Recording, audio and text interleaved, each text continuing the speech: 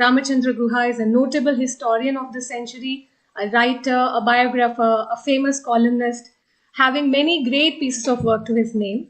His most recent work being a two-volume biography of Mahatma Gandhi. He's an awardee of very many prestigious awards like the Malcolm Madisesha Award for Excellence in Social Science Research, the Ramnath Goenka Prize for Excellence in Journalism, the Sahitya Academy Award, the Daily Telegraph Cricket Society Prize, and many, many more. Thank you very much for your time today with us, Ram. Thank you. Rohini Nilekani is the founder chairperson of Argyam, the founder chairperson of Pratham Books, co-founder and director of Ek Step, board of trustees of A3, foreign honorary member of the American Academy of Arts and Sciences. She is also a member of the advisory board of the Wellbeing Project. As a journalist, she has written for many leading publications, author of notable books like Stillborn, Uncommon Ground, and many, many books for children, like Annual Haircut Day, which was a big hit. She's a committed philanthropist, signatory to the Giving Pledge, core partner of Co-Impact. Above all, she's the force behind societal platform thinking. Thank you so much for joining us today, Rohini. We have the Aspire Fellows and some of the senior leadership team members joining us today in this call. We all look forward to the session. I now hand it over to Rohini to take us forward. Over to you, Rohini. Thank you, Virti. Thank you, Sanjay. Ram, I'm so delighted to have you here for this session because I thought it would be really interesting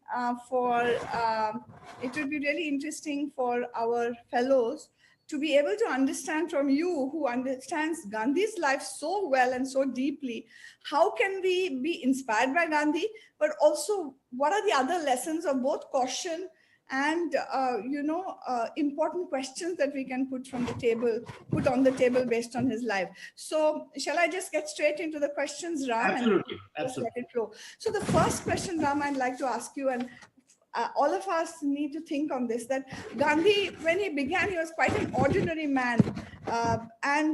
In fact, when he started out as a lawyer, he wasn't a particularly good lawyer. He was scared to speak and he had no self-confidence, couldn't even defend his own cases in the beginning very well. And then he goes to South Africa because he has some family issues, etc. How does he find it in himself to have the courage to take that humiliation that night when he's thrown off the plane, stay there all night, I think, without a coat or whatever. And then how does he find, what happens to him over the next 50 years that turns him into some kind of saint? What does it hold out for other ordinary people like us? What would you say to that? So, well before he was a failed lawyer, he was also utterly mediocre student. So one of the discoveries that I made in the course of my research was of a little obscure book published in the 1960s by the former headmaster of his school in Rajkot, the King Alfred High School. And there was a headmaster called Upadhyay who had been there many years after Gandhi was a student, but had found the mark sheets of Gandhi. And they're very revealing. So in the Mumbai matriculation, he came 404th out of 800 and something. His marks in Gujarati and English were 43 and 44%. Someone who was to become a great writer in Gujarati and in English. So the beginnings were extremely unpropitious. Now, I think what was interesting, however, was his quest for both the truth and for learning. So the friendships he made, for a Bandiya boy in the 1870s and 80s in a small town in Gujarat to have a Muslim as his best friend. It's an act of translation. Of course, he writes in his autobiography about how this Muslim Sheikh Mehta wanted him to eat meat and so on and so forth. But still, that to go out of your comfort zone, out of your caste, and befriend someone from another community. And also that, of course, the moral courage or the kind of almost, you could even say a kind of reckless ambition to travel to London. He said, I want to go to London. And the caste excommunicated him because both Baniyas were very conservative. They were not supposed to travel across the seas. So although he was not particularly good in his studies, he had a desire to learn, to explore, to experience new things, new lands, make new kinds of friendships. And that's so in the sense, we often talk about intellectual curiosity, it being important in any sphere of life. But this is, you could say, personal, emotional, moral curiosity. What is someone who's not a Hindu be like? What would it be to go to a foreign country? So I think that is something which is marked in him. But then, of course, he comes back and fails as a lawyer, as you say. He's rescued from professional oblivion by an invitation from South Africa. And again, that's where the journey begins. So, if he, just for argument's sake, Rohini, supposing he had succeeded as a lawyer in Bombay, we would not be having this conversation today. India may not have been formed in this way because he was settled into a comfortable practice, servicing other Gujaratis, having a home in Santa Cruz or Khar or places you know very well, rearing a family, and that would be the end of Gandhi, right, as we know it. But luck and circumstance and often sometimes plays a part in the making of greatness. So he goes there, and the people who call him are a Muslim family, Gujarati Muslims, who are having a dispute. There's a family dispute. Now, that also is quite common among business families in India today, that the two brothers are fighting or the two cousins are fighting, as happened. But they needed a lawyer who knew the English law, but also could read in Gujarati. So he was called, and the first night in Durban, he stayed in the home of his client who was a Muslim. Now, this would be inconceivable in Rajkot that you spend the night for a Muslim to stay in a Hindu's house or vice versa. So I think it's really this, and the diaspora formed him because in the diaspora, he also broke the boundaries of class. Though it was Gujarati, a Gujarati family who had called him, the dominant section of the Indian community in South Africa were Tamil workers, plantation workers and mining workers. So he immersed himself in the lives of poorer Indians, Indians who spoke a very different language. And as someone who started your life as a journalist, Rohini, it's a striking fact that when Gandhi started a magazine called Indian Opinion in 1904 in Durban to kind of proselytize for the cause of the Indian community there, that magazine was printed in 4 languages, 4 scripts: Hindi, English, Tamil, and Gujarati. So every language is a new world. I mean, you yourself you're someone who knows many languages. So I think it's this extraordinary ability to learn about other kinds of being, people who practice different faiths, who speak different languages, who belong to a social background different from yours, that I think is central in Gandhi's early journey, which shapes him as he goes along. Yeah, thank you. For our purposes, I take away very importantly from you that, and many of our fellows do have this, of course, that's why they are where they are. And that is curiosity, like a completely open mind, openness to the human condition and a curiosity about it, experiencing perhaps early failure and persisting through it, which is what many of the people here on this group do. And of course, then there is circumstance and luck, which has to be there to get to where we are. So thank you for that. I don't even know whether to do this chronologically or not, but let's use what you said. Maybe 1 second, can you put on your video? It's just easier for me to see you and then on. Oh, my video has gone off? Oh, I didn't realize it had gone off, sorry. Oops. Here I am, sorry about that. Perfect. So I'm not sure if I should do this chronologically, but so here is Gandhi, and then he has sort of become reasonably successful in South Africa, and then that event happens, and then of course he gets into this whole spotlight and eventually comes to India, and then we have, of course, a lot of his engagement with the freedom struggle. We have Champaran. So I want to quickly move quite forward in history to say between Champaran and Chauri Chara and the salt satyagraha, there's a lot of time right in between. And what happens in that time for him to consolidate his thinking, to consolidate his ability to do bigger and bigger things? What consolidates his ability to think very clearly about means and ends? Because all of these people whom you're talking to, they face these questions every day as they try to do their work across communities. So can you talk for as long as you want on some of these? Sure. Absolutely. But First, let me explain or try to explain why Gandhi came back to India. Because that's relevant to many of our personal journeys. So he was he was the most, the, he had a monopoly. There were 150,000 Indians and he was the only qualified lawyer. In fact, at one stage, the burden of cases on him was so much that he reached out to Jinnah, ironically, to join him. Another Gujarati lawyer, because you need a Gujarati speaking lawyer. Jinnah could not go. But that's an interesting what could have been in history. But here he was, a successful professional, a well-known lawyer, the acknowledged leader of his community. And he gave it all up to come back. Now, by the way, he never tells us why he came back. As a biographer, I speculate that he came back because he exhausted the challenges that faced him. He'd already achieved what he could.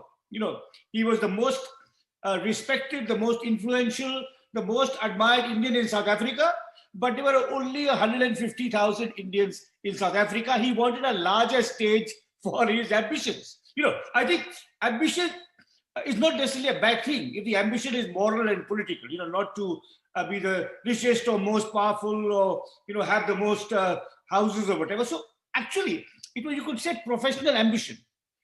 He had exhausted what he could do in South Africa. He said, let me try a larger stage. And there's already, when he comes back, the Congress is 30 years old. It already has leaders like Tilak and Gokhale. He may have sensed that he's younger than them, you know, so he can kind of prove himself under them.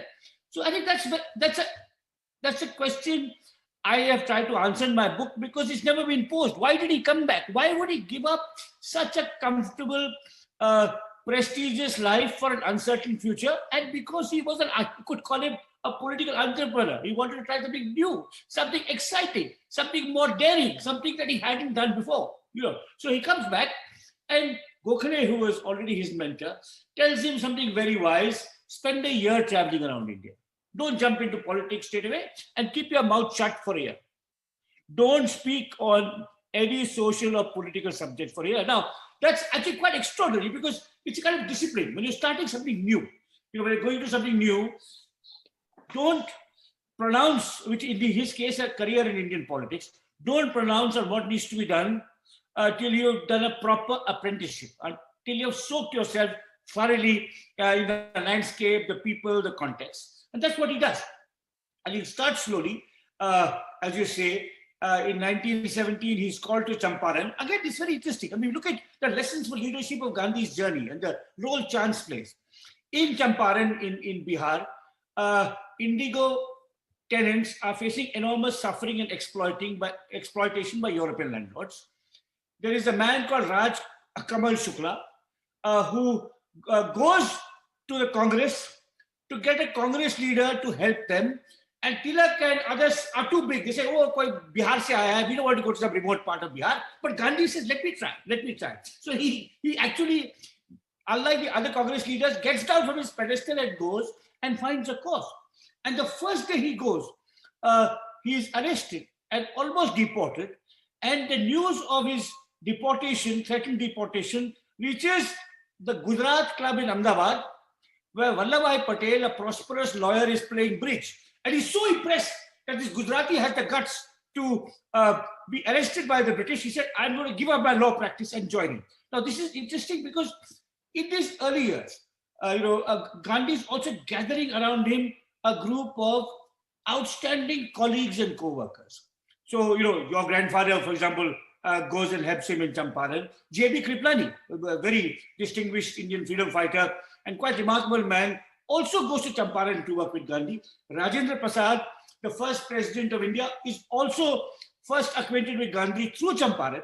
So he starts this peasant movement, which succeeds, and there's an agreement worked out with the British landlords, planters, where much better terms are given, to the peasants, which I describe in my book.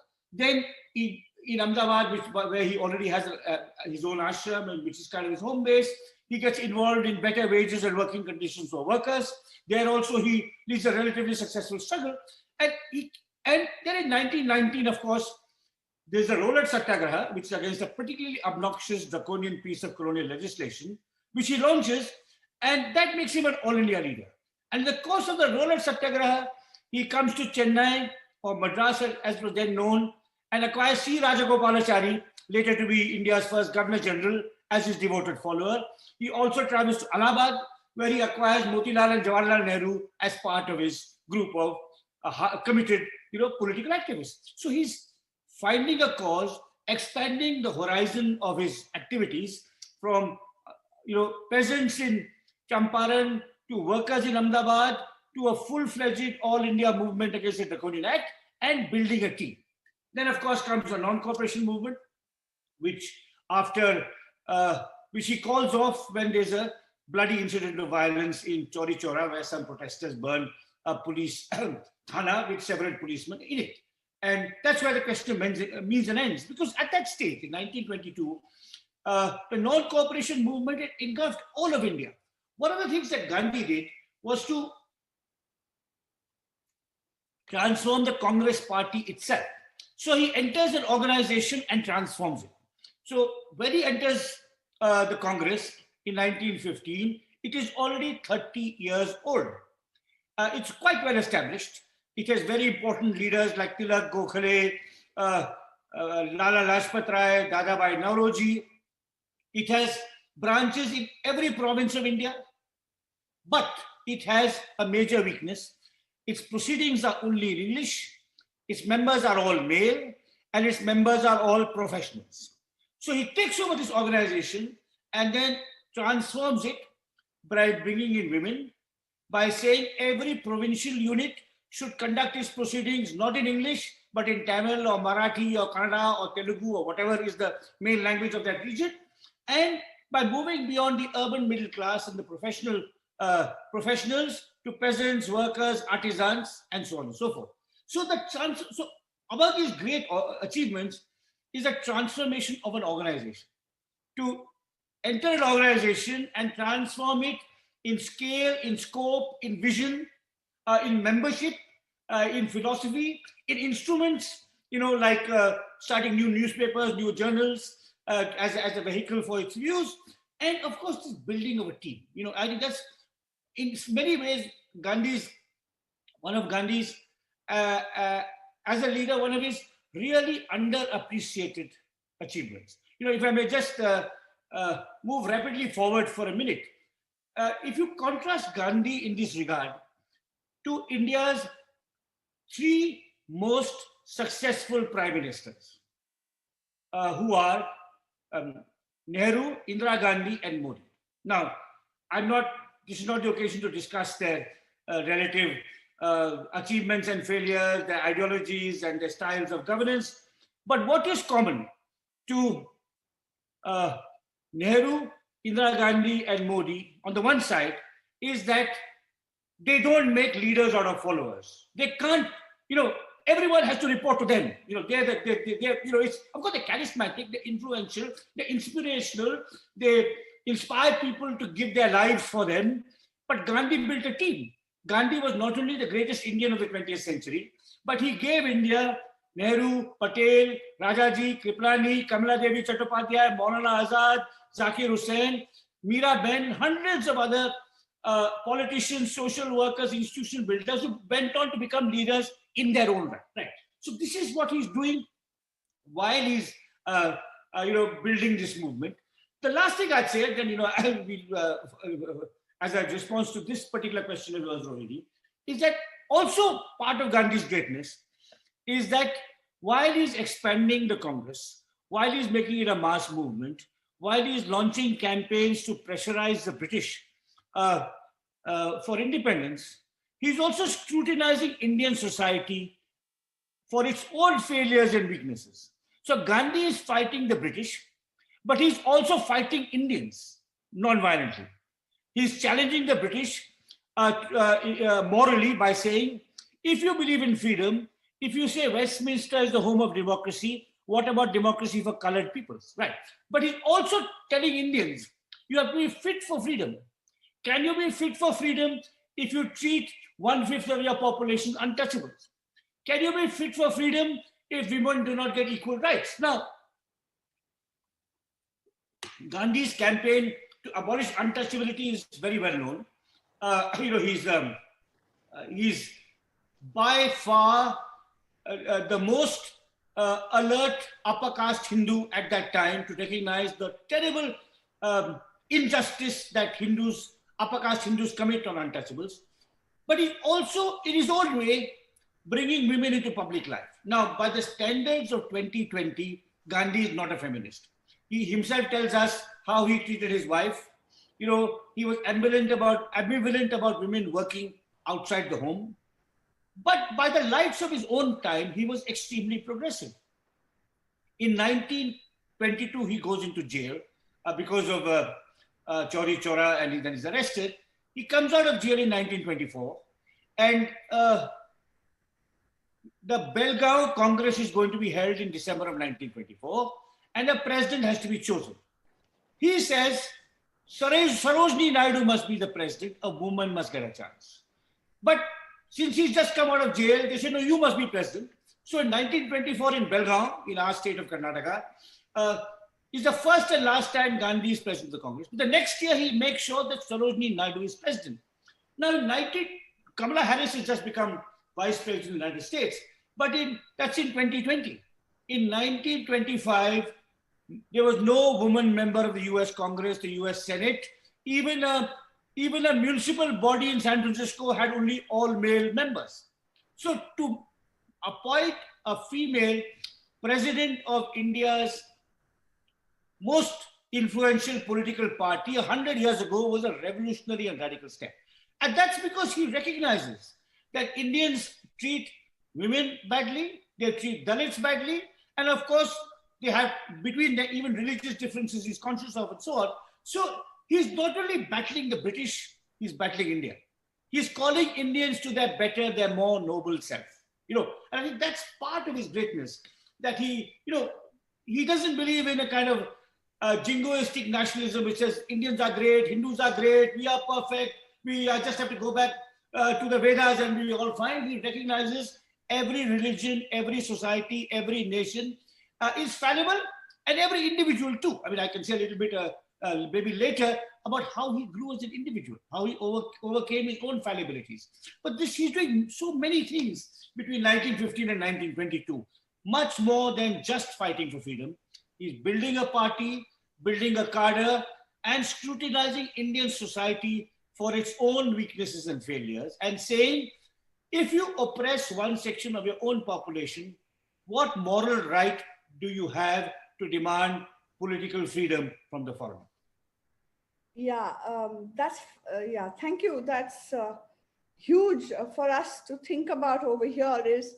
One is, of course, how do we as hopeful change makers learn from this about, first of all, expanding our teams, bringing in more and more people, and keeping inclusion at the heart, whether it's bringing in women or bringing in Dalits or bringing in any other excluded categories, to welcome them into a broader coalition with a very commonly accepted goal of both Swarajya, that is the winning over yourself, the inner journey, and the outer journey of getting India freed from the colonial power. So bringing people, how do we all bring people like he did together on a common platform, but never forgetting that inner journey, which creates the moral undeniability on which the whole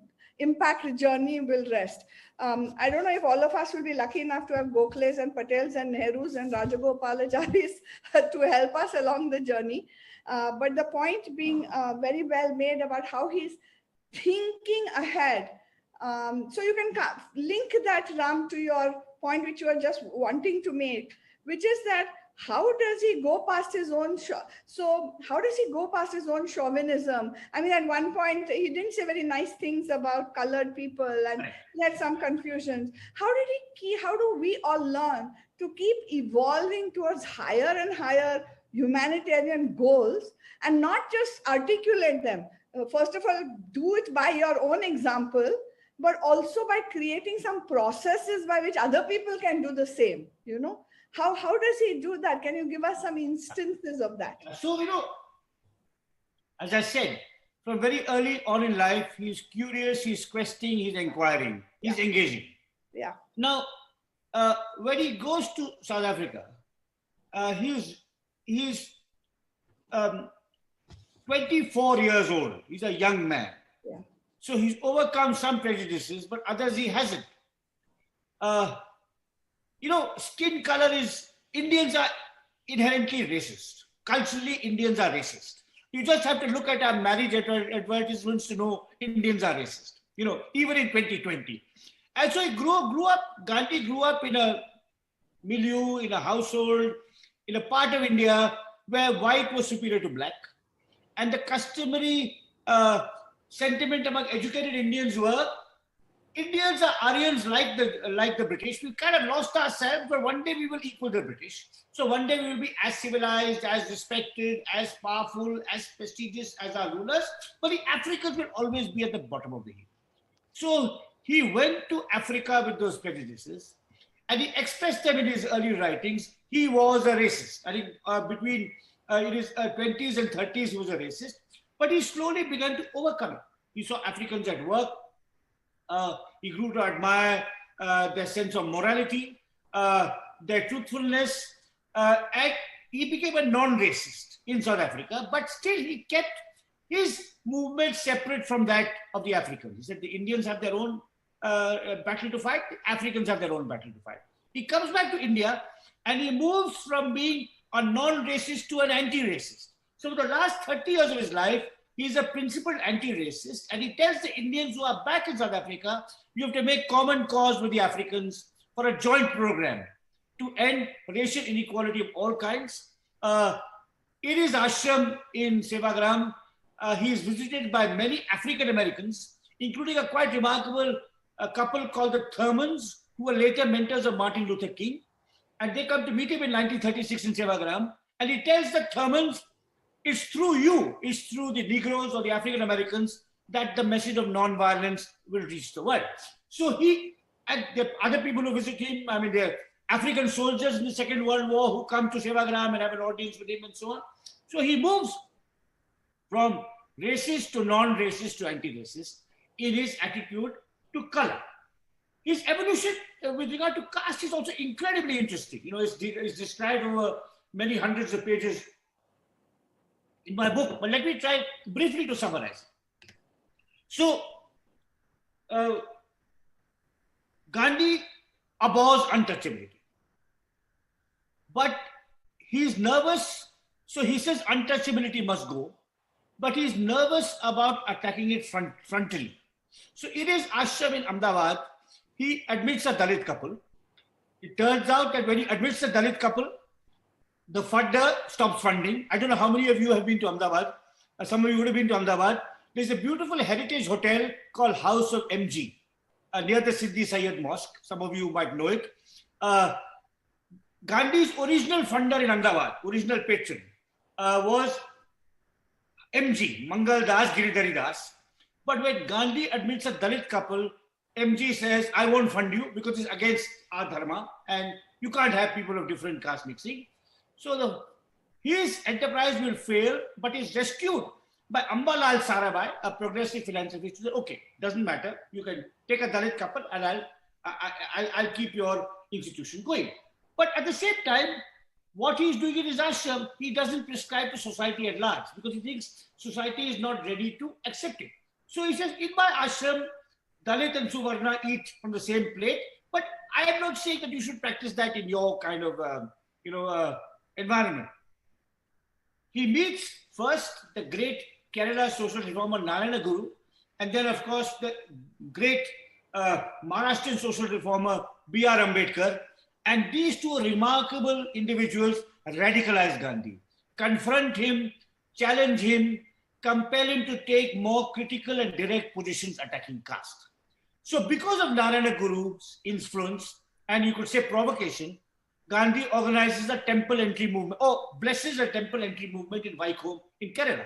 So from saying untouchability is bad, now Gandhi is saying Dalits and upper caste will go together into the temple worship right in the sanctum sanctorum. So God is equal for us. Then he advocates interdining and also intermarriage. So uh, from the late 1930s onwards, the only marriages that Gandhi personally supervises and organizes in his ashram are between a Dalit and a Suvarna. So so over 20, 25 years, he steadily radicalizes his position on caste from saying untouchability is bad, but Varna in theory is fine. Different castes have different responsibilities, different occupations, different traditions. We won't rank them hierarchically, but they'll be different. They won't intermarry, they won't interdine, towards actually advocating what Ambedkar wanted, the annihilation of caste in everyday life. But it's because of Narayana Guru and Ambedkar. So they challenge him, they confront him, they critique him, and you could complain perhaps that it takes him quite a long time to digest these criticisms and respond to it. But finally he does. Many of us would. We'll be so entrenched and confirmed in our positions that we won't change. Now, another example of Gandhi's evolution is his attitude towards his children. He was a disastrous father to the first two children, but much better and much more caring to the younger two. Yeah. Again, he learned, unfortunately, the two elder children, particularly the eldest Harilal, paid a horrible price for his father's unfeeling, uncaring, arrogantly paternalistic attitude. So Gandhi is this evolution, and I think another aspect of his evolution, Rohini, and I just is that if an unknown person wrote him a letter of criticism, and he felt that criticism had some merit in it, he would print it in his journal and answer it. He would say, okay, so-and-so has written from Bengal. For example, in my biography, I talk about something which is very current. Gandhi had said about what we call eve teasing, what is known as eve teasing, harassment of young women by young men. He had said something very silly, very prudish. He had said something like, young women should not wear fancy dresses and jewelry. They should not attract the.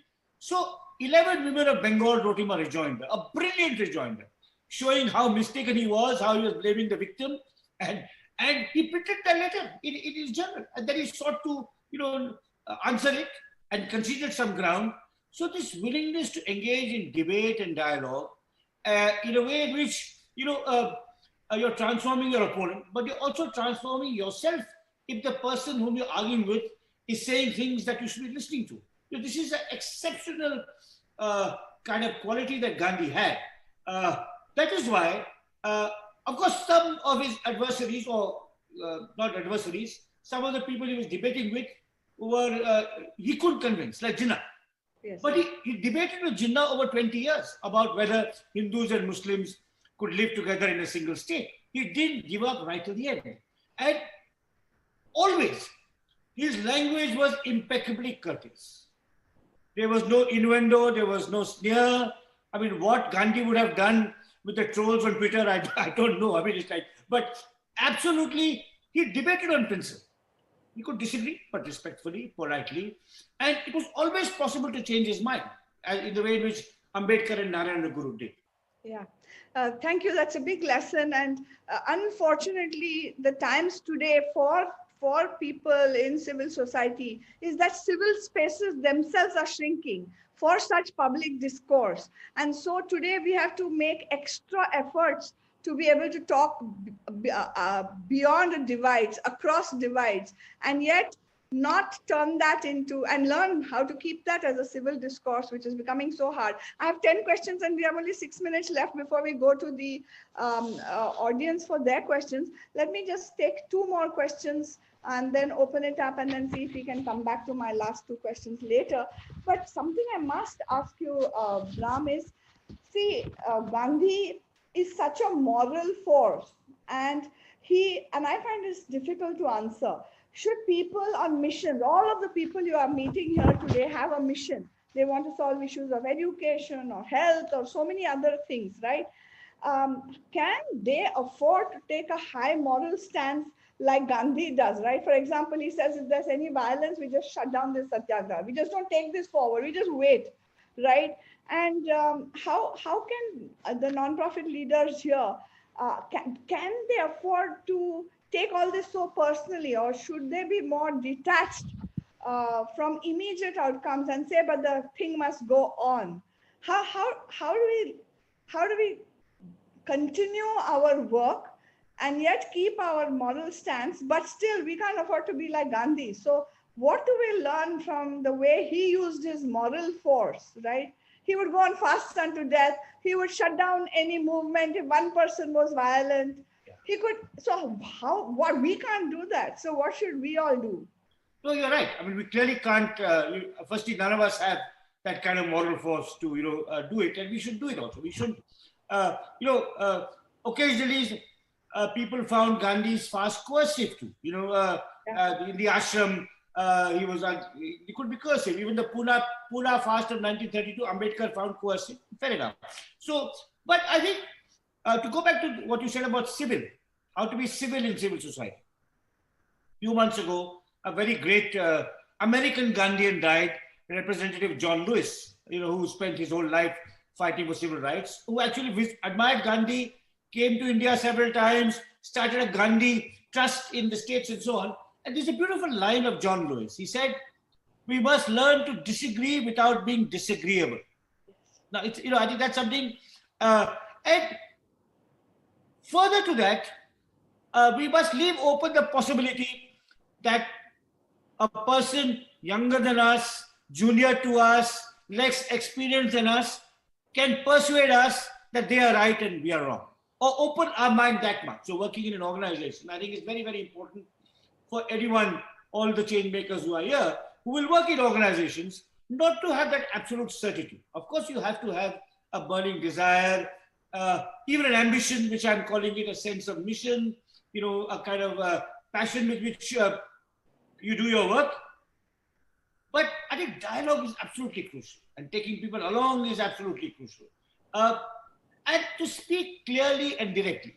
One of Gandhi's, Gandhi was a beautiful writer because he was so clear and direct. There was no jargon, there was no obfuscation, there was no drawing attention to himself. It was always the issue clearly and precisely stated, And I think that's something he learned to do, maybe because he was a lawyer, and the law teaches you to be precise and so on. But certainly, obviously, we can never have, we can learn a great deal about growing as individuals, developing organizations, collaborating, cooperating, improving, self-questioning, from Gandhi. I mean, even if our sphere of work is compared to his relatively modest. And Gandhi, by the way, a very important aspect of Gandhi's thought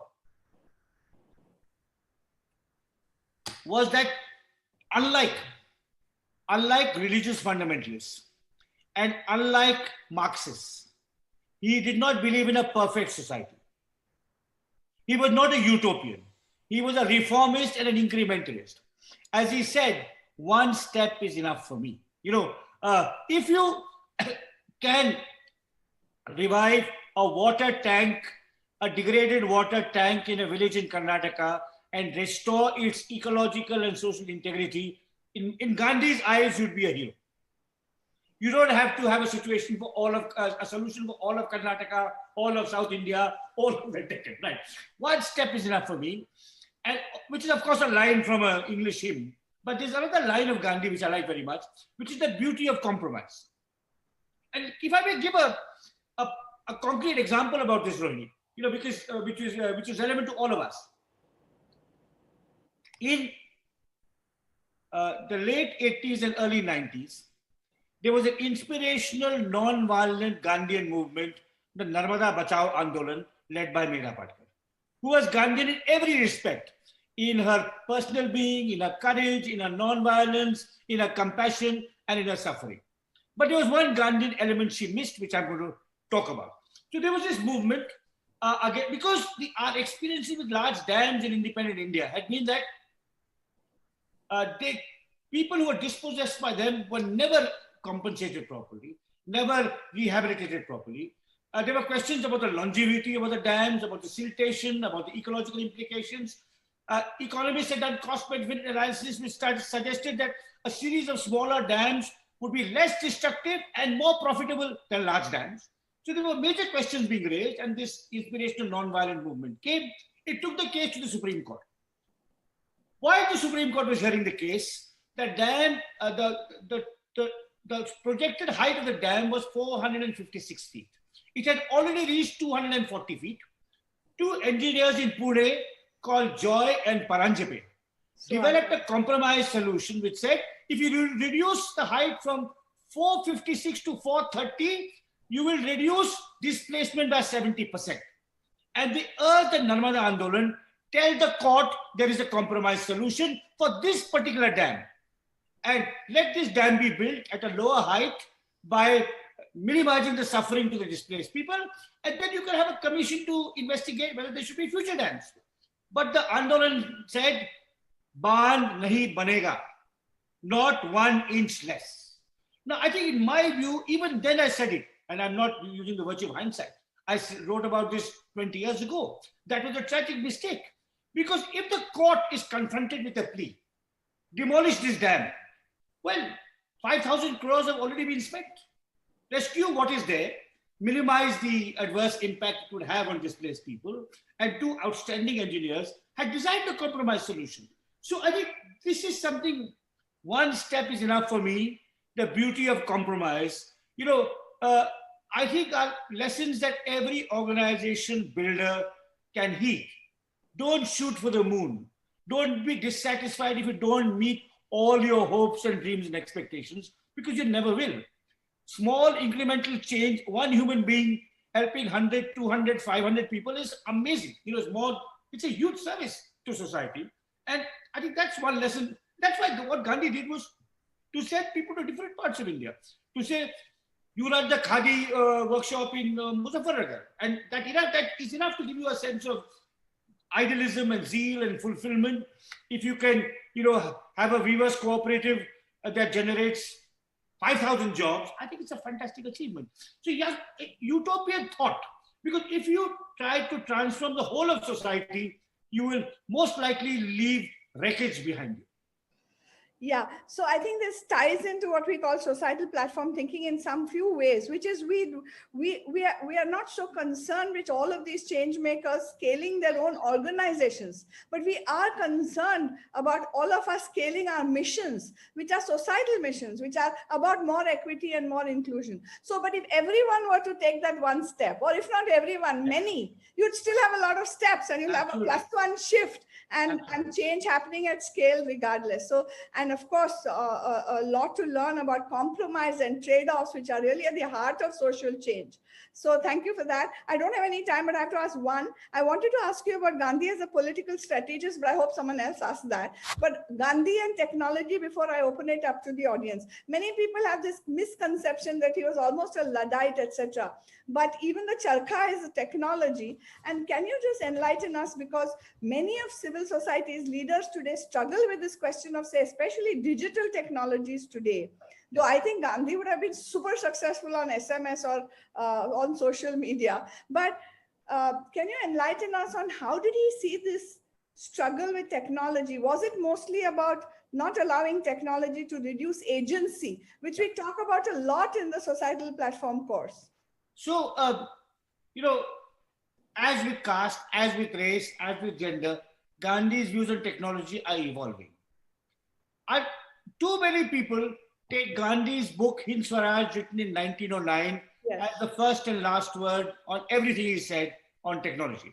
There he demonizes railways and he says sarcastic things about doctors. But that's not true, because Hind Swaraj was written when Gandhi was only 40, he had another 40 years to live.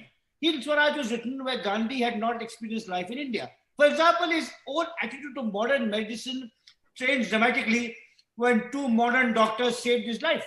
One had in an appendicitis operation, one who cured him of piles.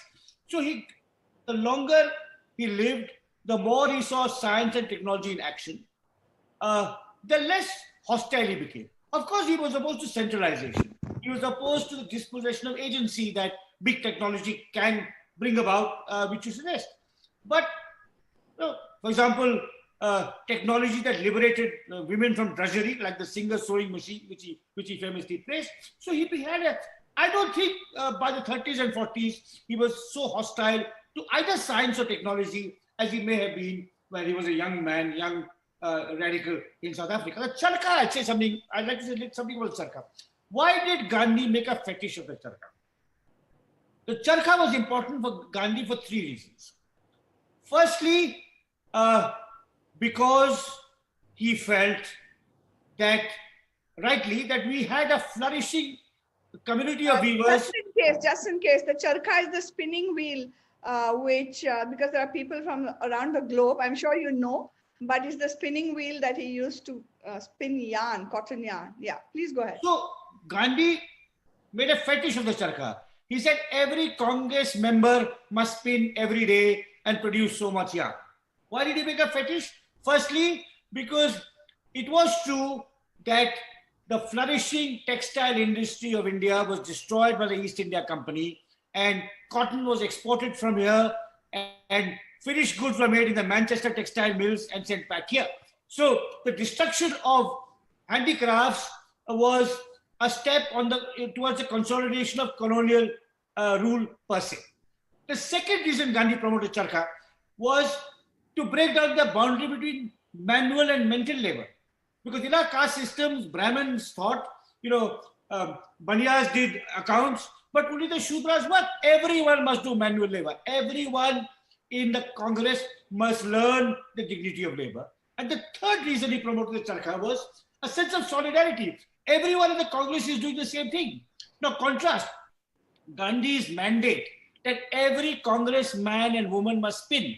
Nehru, Patel, everyone must spin, with what fascist parties do. How do you cultivate solidarity? March up and down in a uniform. That's how we are part of the same group. Now, so he's cultivating social solidarity, but in an incredibly creative, non-violent way. So I think his charkha program has all these dimensions, and it should not be seen through the narrow prism of Gandhi is reviving of 18th century technology and rejecting a 21st century. Not at all. So Eddish technology, it was emancipatory, liberating, non-violent, and did not destroy the environment, would meet with Gandhi's appeal. Thank you. That was so inspiring, and it should trigger so many creative thoughts among all of us as to how will we look at similar problems and come up with equally marvelous symbolic gestures to counter certain societal threats that loom ahead of us.